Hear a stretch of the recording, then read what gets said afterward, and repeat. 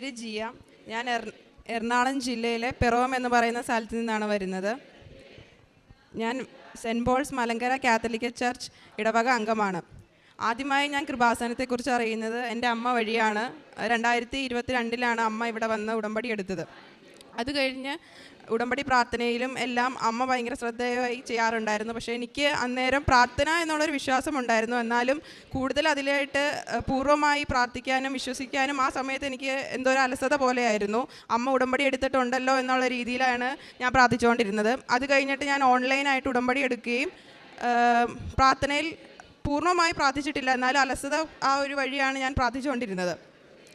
ആദ്യമായി എൻ്റെ നിയോഗത്തിൽ പറയാനുള്ളത് എൻ്റെ കാനഡ വിസ പ്രൊസീജിയേഴ്സിനെ കുറിച്ചാണ്. കാനഡയിൽ പോകണം എന്നുള്ളത് എൻ്റെ 2021 +2 കഴിഞ്ഞുള്ള മുതൽ എൻ്റെ ഒരു ആഗ്രഹമായിരുന്നു.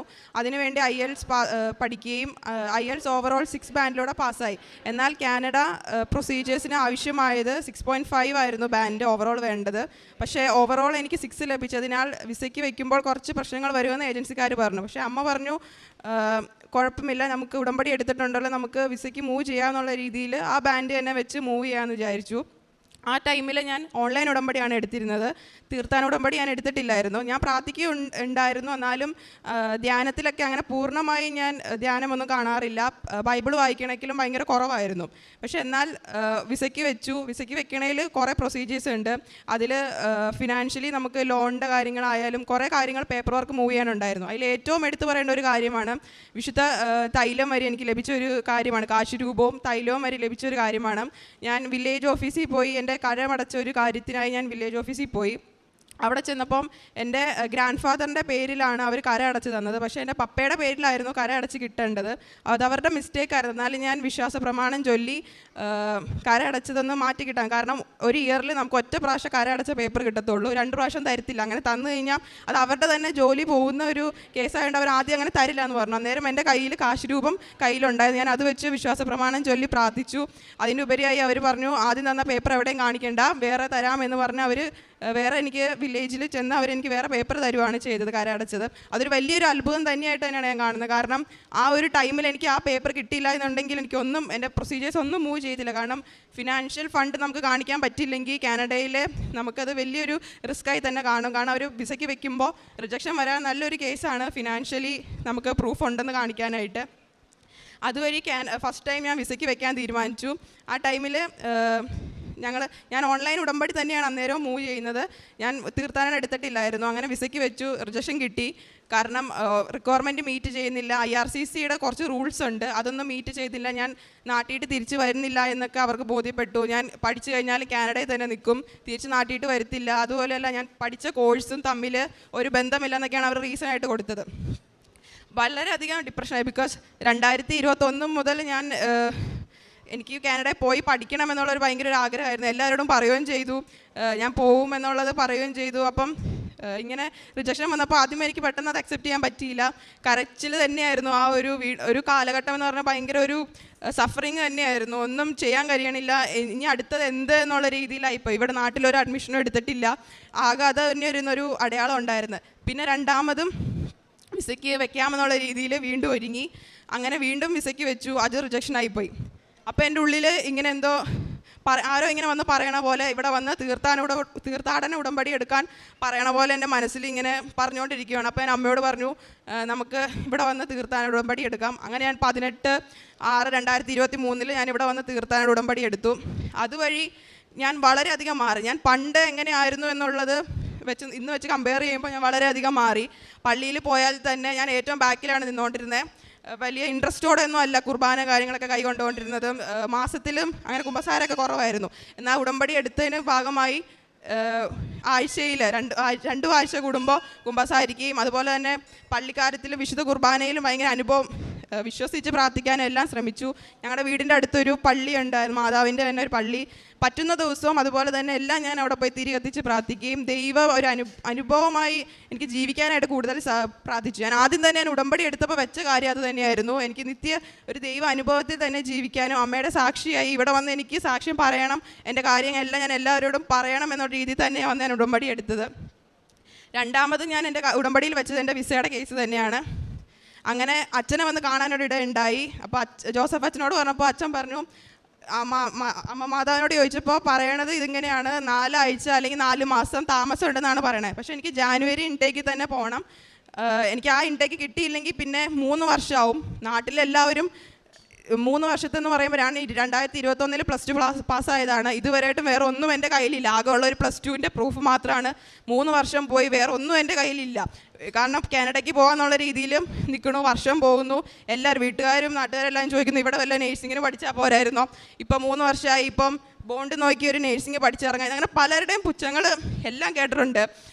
വളരെയധികം കളിയാക്കുന്ന രീതിയിലായിരുന്നു. എന്നാലും എൻ്റെ മനസ്സിൽ ആരോ പറയുന്നുണ്ട്, ഇങ്ങനെ ഇത് തന്നെ മുമ്പോട്ട് പോകാം എന്നുള്ളൊരു രീതിയിൽ തന്നെ പറയുന്നുണ്ട്. ഇതിനായിട്ട് പുറയിട്ട് പോകേണ്ട, ഇത് തന്നെയായിട്ട് മുമ്പോട്ട് പോകാമെന്നുള്ള രീതിയിൽ തന്നെ വെച്ച് അങ്ങനെ ജോസഫ് അച്ഛനെ കണ്ടപ്പോൾ തന്നെ കുറച്ച് ആശ്വാസമായി. 4 മാസം എന്നാണ് അച്ഛൻ പറഞ്ഞത്. എനിക്ക് ജാനുവരി ഇൻടേക്കിൽ പോവുകയും ചെയ്യണം. അങ്ങനെ ആ 2ാമത്തെ ടൈമിൽ വെച്ചപ്പോൾ ഒരു റിജക്ഷൻ ആയിപ്പോയി. അതിന് മുമ്പായിരുന്നു അച്ഛനെ വന്ന് കണ്ടത്. 3ാമത്തെ ടൈം വെച്ചത് റാലി നടക്കുന്ന ടൈമിലായിരുന്നു, ഒക്ടോബർ 28. അന്നായിരുന്നു ഞാൻ വിസയ്ക്ക് 3ാമതായി വെക്കാനായിട്ട് ഉദ്ദേശിച്ചത്. ഏജൻസിക്കാർ അന്നേരമാണ് വിളിക്കണത്, ഇന്ന് തന്നെ നമുക്ക് വിസയ്ക്ക് വെക്കണം, അപ്പോൾ പേപ്പർ വർക്കും കാര്യങ്ങളെല്ലാം ഇന്ന് തന്നെ സെൻഡ് ചെയ്ത് കൊടുക്കാൻ പറഞ്ഞു. ഞാൻ റാലിക്ക് പോകണം നടക്കുന്ന വഴി തന്നെയാണ് എൻ്റെ പേപ്പറും കാര്യങ്ങളെല്ലാം ഞാൻ സെൻഡ് ചെയ്ത് കൊടുത്തത്. ചേർത്തല പള്ളിയിൽ എത്തുന്നതിന് മുമ്പ്, ആർത്തിക്കൽ പള്ളിയിൽ എത്തുന്നതിന് മുമ്പ് തന്നെ അവരെന്നോട് മെസ്സേജ് ഇട്ടു, വിസ സബ്മിറ്റ് ആയിട്ടുണ്ട്, ഇനി എല്ലാം ദൈവത്തിൻ്റെ കയ്യിലാണ് ഇരിക്കണതെന്ന് പറഞ്ഞു. അന്നേരം എനിക്കൊരു ഐഡിയ ഇല്ല. കാരണം ഒരു കാനഡയ്ക്ക് നോക്കുന്ന അല്ലെങ്കിൽ പുറത്തായിട്ട് നോക്കുന്ന എല്ലാവർക്കും അറിയാം, 2 പ്രാവശ്യം റിജക്ഷൻ വന്നു കഴിഞ്ഞാൽ അതിൻ്റെ നമ്മുടെ കയ്യിൽ കിട്ടാനുള്ള ചാൻസ് വളരെ കുറവാണ്. കിട്ടിയാലും കിട്ടാൻ ഭയങ്കര ചാൻസ് കുറവാണ്. ഏജൻസിക്കാർ തന്നെ പറഞ്ഞു, ഒരു ചാൻസും ഇല്ല, നമുക്ക് വെച്ച് നോക്കാം എന്നുള്ള രീതിയിലാണ്. അതുപോലെ 2 പ്രാവശ്യം 3 പ്രാവശ്യം റിജക്ഷൻ വന്നു കഴിഞ്ഞാൽ പിന്നെ അപ്ലൈ ചെയ്യാൻ നിന്ന് അവർ നമ്മുടെ പേപ്പർ നോക്കത്ത് പോലുമില്ല. ഞാൻ മാതാവിനോട് മുട്ടിപ്പായിട്ട് പ്രാർത്ഥിച്ചു. പ്രത്യക്ഷ പ്രാർത്ഥനയും അതുപോലെ തന്നെ സായന പ്രാർത്ഥനയും എല്ലാം മുടക്കാതെ പ്രാർത്ഥിച്ചു. കാരുണ്യ പ്രവർത്തനത്തിലും കൂടുതൽ ഏർപ്പെട്ടു. ഞങ്ങളുടെ വീടിൻ്റെ അടുത്ത് ഒരു കരുണാലയം ഉണ്ടായിരുന്നു. അവിടെ ഞങ്ങളാണെങ്കിൽ എന്നും ഞാൻ പോയി വോളണ്ടിയർ വർക്ക് ചെയ്യുമായിരുന്നു. അവിടെയുള്ള അമ്മമാർക്ക് ഭക്ഷണം കൊടുക്കുകയും അവരെ കുളിപ്പിക്കുകയും, അതുപോലെ തന്നെ ഈ ബ്രസ്റ്റ് ക്യാൻസർ ആയിട്ടുള്ള ഒരു ചേച്ചി ഞങ്ങളുടെ വീടിൻ്റെ അടുത്തുണ്ടായിരുന്നു. ആ ചേച്ചിനെ പോയി കാണുകയും പത്രവും തൈലവും കൊടുത്ത് പ്രാർത്ഥിക്കുകയും ചെയ്യുമായിരുന്നു. അതുപോലെ തന്നെ ഗവൺമെൻറ് ഹോസ്പിറ്റലിൽ പോവും. പത്രം വാങ്ങിക്കാത്ത കുറേ പേരുണ്ട്. അപ്പോൾ എൻ്റെ അമ്മ എന്നോട് പറയും, നീ അതൊന്നും നോക്കണ്ട, വാങ്ങിക്കുന്നവർക്ക് നീ കൊടുത്താൽ മതി. അവർ പലതും പറയും. കാരണം ചിലവർക്ക് പുച്ഛമായിട്ടുള്ളവർ കുറേ പേരുണ്ടായിരുന്നു.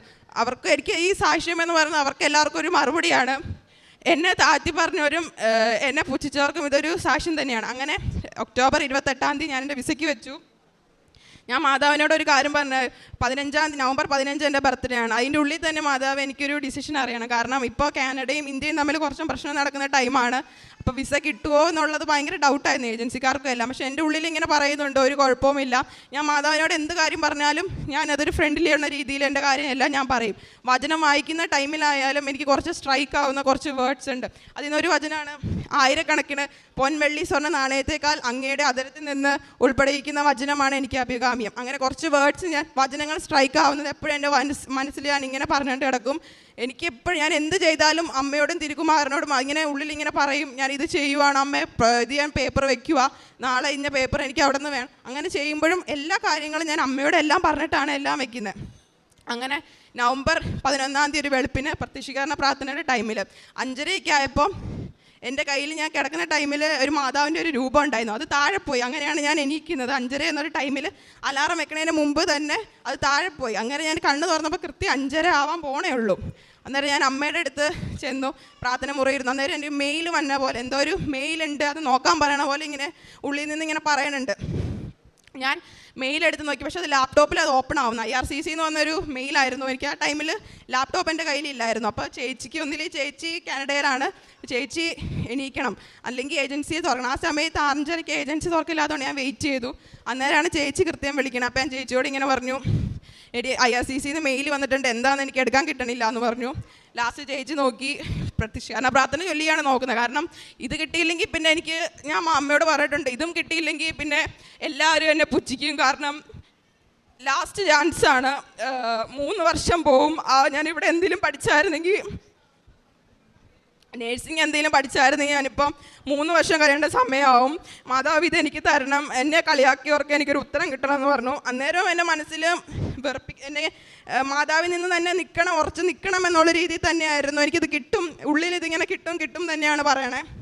ചേച്ചി തുറന്നിട്ട് മെയിൽ നോക്കിയിട്ട് പറഞ്ഞു, എടി പാസ്പോർട്ട് സബ്മിറ്റ് ചെയ്യാനാണ് പറയണം. പാസ്പോർട്ട് സബ്മിറ്റ് ചെയ്യാന്ന് പറഞ്ഞാൽ നമ്മുടെ വിസ അപ്രൂവലായി, അത് ഓഫീസിൽ കൊണ്ടേ കൊടുക്കാനാണ്, IRCCയിൽ കൊണ്ടേ അവർക്ക് സ്റ്റാമ്പ് ചെയ്യുന്ന രീതിയിലാണ്. അങ്ങനെ എൻ്റെ വിസ 11-ാം തീയതി, ഞാൻ നവംബർ 15-ാം തീയതി എൻ്റെ ബർത്ത്ഡേക്കുള്ളിൽ തന്നെ എന്ന് പറഞ്ഞു. അമ്മ എനിക്ക് നവംബർ 11-ാം തീയതി എൻ്റെ വിസ എനിക്ക് അപ്രൂവ് ആക്കി തന്നു.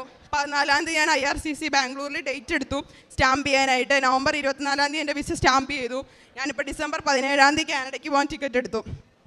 വലിയ അത്ഭുതം എന്ന് തന്നെ പറയാം. കാരണം ഉടമ്പടി എടുത്തതിൻ്റെ ഇത് തന്നെയായിട്ട് എൻ്റെ അമ്മ മാതാവും തിരുകുമാരനും എനിക്ക് വേണ്ടി ആ ഒരു റാലിയിൽ നടന്ന് അമ്മ തന്നെയാണ് എൻ്റെ പേപ്പറും കാര്യങ്ങളെല്ലാം നീക്കിയത്, ഇതുവരെ കിട്ടിയത്. കാരണം ടൈം ഷോർട്ടനിങ് എന്ന് അച്ഛൻ എപ്പോഴും പറയും. കാരണം ഞാൻ എൻ്റെ കാര്യത്തിന് ഓർത്തു 2021 മുതൽ ഞാൻ നോക്കുവാണ്, എന്നിട്ടും എൻ്റെ കാര്യത്തിന് ഒരു നടപടി ആവണില്ലല്ലോ എന്ന് ഞാൻ വിചാരിച്ചു. പക്ഷെ എന്നാലും അമ്മ സമയത്തിൻ്റെ അമ്മയാണ്, അതെനിക്ക് വളരെയധികം തെളിയിച്ചു തന്നു. ഈ ജാനുവരിയിൽ എനിക്ക് കയറി പോകാനുള്ള ഒരു ഭാഗ്യം തന്നു. അതും കാനഡയിലെ ഗവൺമെൻറ് കോളേജിലാണ് എനിക്ക് അഡ്മിഷൻ കിട്ടിയത്. ഏറ്റവും നല്ല യൂണിവേഴ്സിറ്റി വിത്ത് സ്കോളർഷിപ്പോട് തന്നെയാണ് എനിക്ക് അഡ്മിഷൻ കിട്ടിയേക്കണേ.